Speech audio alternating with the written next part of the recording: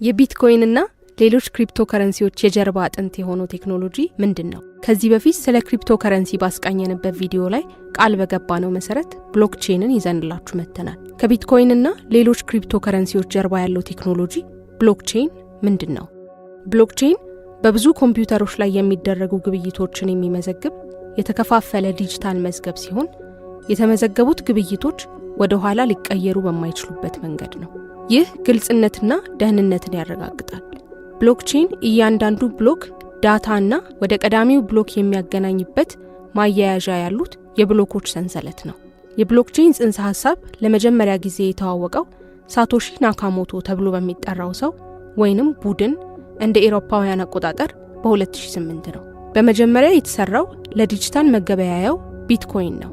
ዛሬ ግን የቴክኖሎጂው ማህበረሰብ በብሎክቼን ሌላ ብዙ ጥቅም እያገኘ ነው። የብሎክቼን አሰራር ምን እንደሚመስል እናሳያችሁ። ትራንዛክሽን ኢኒሺዬሽን ወይንም የግብይት መጀመሪያ። ግብይት ሲጀመር ከሌሎች ግብይቶች ጋር አንድ ላይ በመደረግ በብሎክ ይቀመጣል። አንድ ሰው ወደ ሌላ ሰው ቢትኮይን መላክ ቢፈልግ ላኪው ግብይቱን ያስጀምራል። ይህ ግብይትም ከሌሎች በሂደት ላይ ካሉ ግብይቶች ጋር በመሆን በብሎክ ውስጥ ይቀመጣል። ቬሪፊኬሽን ወይንም የማረጋገጥ ሂደት።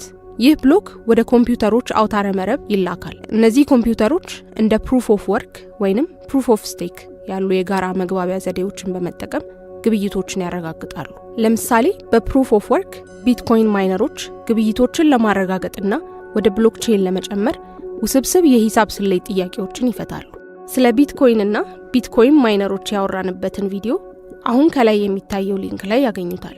ብሎክ አዲሽን ወይንም ብሎክን ወደ ብሎክቼኑ መጨመር ከተረጋገጠ በኋላ ብሎኩ ወደ ብሎክቼኑ የሚጨመረው ቀጥታ በሆነ የጊዜ ቅደም ተከተል ነው። አዲሱ ብሎክ ወደ ቀዳሚው ብሎክ የሚመራ ዳታ የያዘ ሲሆን ይህም ሰንሰለት ይመሰርታል።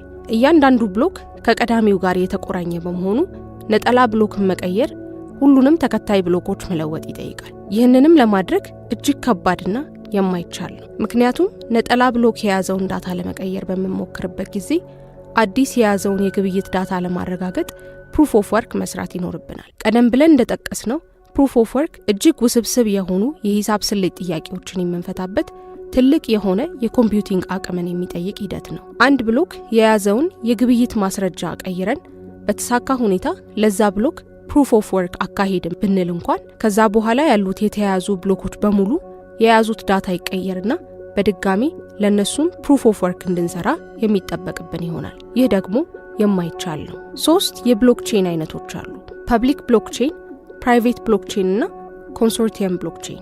ፐብሊክ ብሎክቼን ለማንም ክፍት የሆኑና ያልተማከሉ ናቸው። ቢትኮይን እና ኢቴሪየም እንደ ምሳሌ ይጠቀሳሉ። ማንኛውም ሰው በብሎክቼኑ ውስጥ አስተዋጽኦ ማድረግ ይችላል። ፕራይቬት ብሎክቼን ደግሞ ከህዝብ እይታ የተደበቁና አብዛኛውን ጊዜ በአንድ ተቋም ቁጥጥር ስር የሚገኙ ናቸው።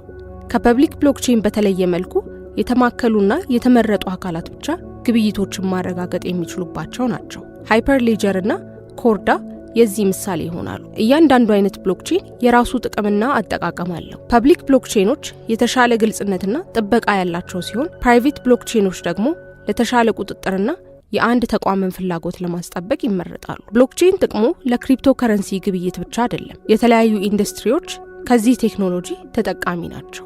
በብሎክቼን አገልግሎት ከሚያገኙ ኢንዱስትሪዎች ውስጥ አንዳንዶቹን ቀጥሎ እናያቸዋለን። ፋይናንስ።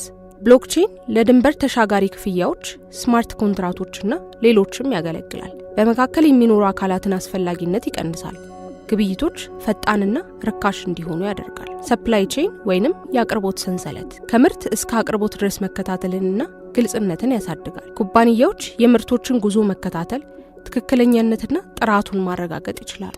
ጤና። ብሎክቼን የታካሚ መዝገቦችን ይጠብቃል፣ እንዲሁም የዳታ ልውውጥን ያመቻቻል። ታካሚዎች የሕክምና ታሪካቸውን መቆጣጠር ይችላሉ። ዶክተሮችም ትክክለኛውን መረጃ በፍጥነት ማግኘት ይችላሉ። ቮቲንግ ወይንም የፖለቲካ ምርጫ የማያዳግምና ግልጽ የሆነ የድምፅ አሰጣጥ ስርዓት ያቀርባል። ብሎክቼን ድምጾች በትክክል መቆጠራቸውንና ውጤቶቹ የማያከራክሩ መሆናቸውን ማረጋገጥ ይችላል። ሪል ስቴት። ብሎክቼን የንብረት ግብይት ሂደቶችን የሚያቃልል ሲሆን ደህንነታቸው የተጠበቀ የባለቤትነት መዝገቦችንም ያረጋግጣል። በዚህም ማጭበርበርን ይቀንሳል፣ ንብረቶችን የመግዛትና የመሸጥ ሂደትን ያፋጥናል። እነዚህ ጥቂት ምሳሌዎች ናቸው። የብሎክቼን አቅም ከዚህም በላይ በጣም ሰፊ ነው። በዓለም ዙሪያ ያሉ ማዕከላዊ ባንኮች የፋይናንስ ስርዓቱን ሊያሻሽሉ የሚችሉትን የማዕከላዊ ባንክ ዲጂታል መገበያያዎችን በመሞከር ላይ ናቸው። ኢንተርፕራይዞች በአቅርቦት ሰንሰለት አስተዳደር፣ የማንነት ማረጋገጫና ሌሎችም ላይ ብሎክቼንን ለመጠቀም ኢንቨስት እያደረጉ ነው። የዛሬው ይህን ይመስላል። ላይክ፣ ሼር፣ ሰብስክራይብ ማድረግና የደወል ምልክቷን መጫን አይርሱ። ሰላም ቆዩ።